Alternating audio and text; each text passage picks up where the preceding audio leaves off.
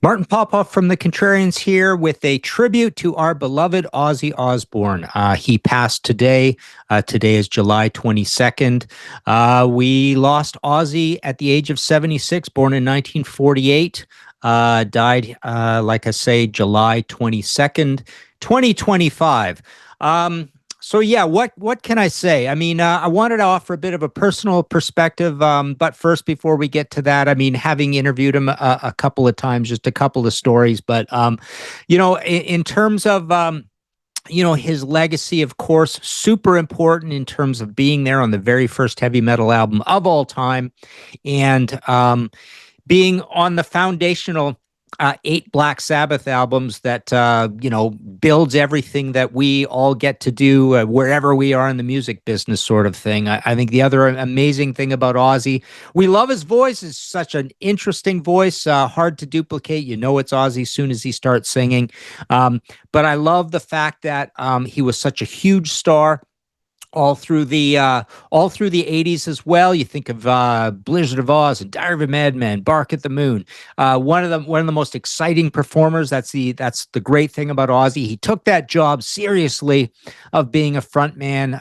He didn't have a lot of confidence. He would be down on himself if he thought he didn't put in a good show. He thought that was the most important thing in his life. His reason to be was to put on a show and have those millions of fans or tens of thousands of fans on any given night.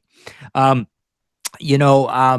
go away and have their troubles go away for the weekend, kind of thing, and give them a good time. That was the most important thing to Ozzy. And then, incredibly, when grunge broke, he was still a huge star. No More Tears, Osmosis. He was one of the very few bands to make it out of the 80s in good stead. You think of Metallica, of course, as a really big one. You think of Pantera as a new band. And you think of AC/DC, and you think of Ozzy as being kind of the big bands moving through that 90s space. And then he goes on, and he's still a big star further on. He does the Osbournes, which puts him in the public eye. There's all the antics. There's the Alamo. There's the Dove. There's the Bat. There's the Snorting Ants, all that kind of stuff, right? But the Osbournes really put him on the map. That was a pretty innovative, interesting show for the time. And you got to see Ozzy's, good nature, his genuineness, his working class roots kind of thing. And yeah, was prolific. Ordinary Man in 2020, Patient Number 9 in 2022, very surprising. And then at the end, we get this spectacular show with all these massive heavy metal luminaries, as you've seen on a previous show from the States, right? All these big bands paying tribute to him over this 10-hour concert. Ozzy puts in this great set, wanes a little on the Sabbath set, but everybody was saying, everybody's very surprised how strong a voice he was through the Ozzy set, at least. And then he's putting in double duty. He's doing both of these, and he has to sing from a throne, of course. Seated because of his rapid onset Parkinson's. And here we are 17 days later. He is gone at the age of 76. So yeah, I mean, I did get to interview him a few times, a couple of phoners, couple of in-persons. I remember seeing him backstage, making sure that show was going to be good, seeing him on the bike and Sharon running around backstage at an Ozfest once, but got to interview him for, it was either Osmosis or maybe the Greatest Hits package, the Ozman Cometh, in a one-on-one situation in a hotel. And then the great memory, of course, is myself and Tim Henderson from Brave Words and Bloody Knuckles. We got to go down to the King Edward Hotel here in Toronto and interview all of Black Sabbath for the reunion situation.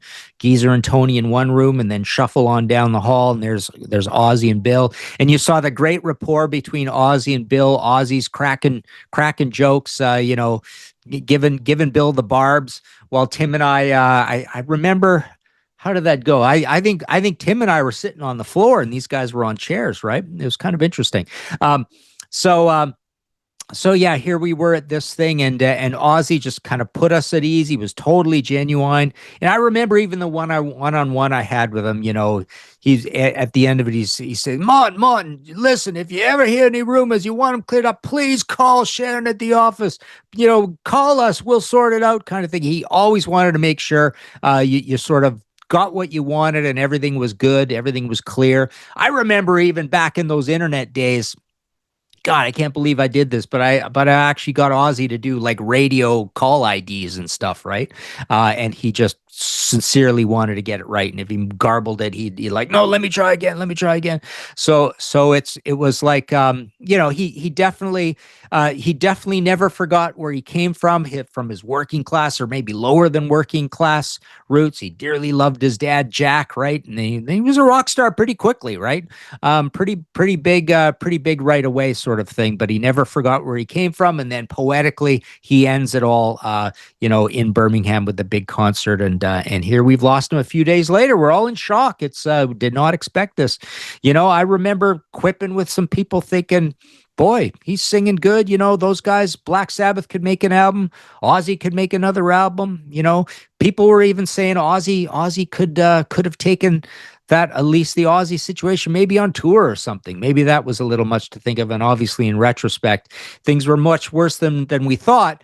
But credit to him for putting on a show like that. You could tell he wanted to stand up, right? You could tell he wanted to get up. And he's shaking his legs and he's like getting the crowd into it. And like I say, I think that's going to be his big legacy in being a guy who really put on a great show. And when that band came to town, it was party time, right? So he was an excellent frontman, and that came from the sincerity of wanting to please all his fans, sort of thing. So there you go. Tribute to Ozzy Osbourne here on the Contrarians, lost at the age of 76.